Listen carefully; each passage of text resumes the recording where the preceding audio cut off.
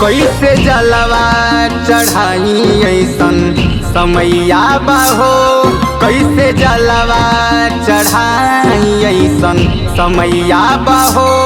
कैसे कांवर लेके आई ना रुपैया बहो। कैसे कांवर लेके आई ना रुपैया बहो। भक्ति में मन लागल बा, मन में ललसा जागल बा। भक्ति में मन लागल बा, मन में ललसा जागल। कैसन आफत बायाइल ना कमैया बहो। कैसे जलवा चढ़ाई ऐसन समैया बहो। कैसे जलवा चढ़ाई ऐसन समैया बहो।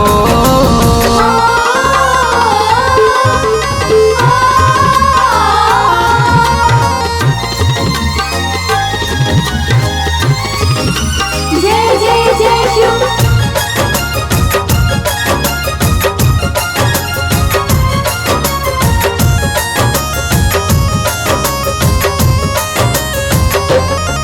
मन दर्शन के व्याकुल बाटे भोला। हम कैसे में आई दुआरी हो।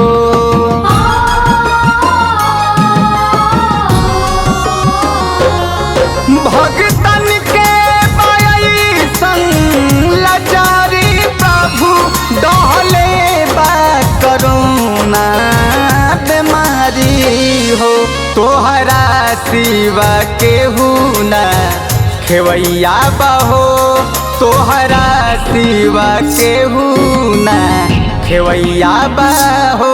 कैसे कांवर सजाई ना रुपैया बहो। कैसे जलवा चढ़ाई ऐसन समैया बहो।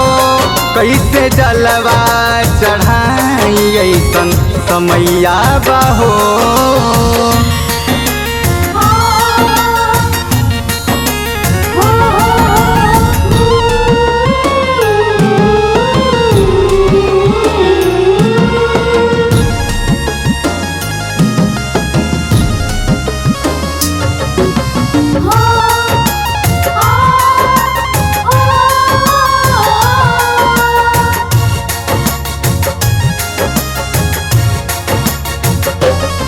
आके सेवकन के देखो का हाल बा भोला।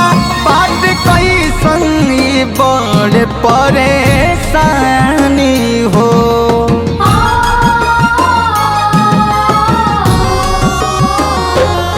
खाना खैला बिना पेट सुख गइल।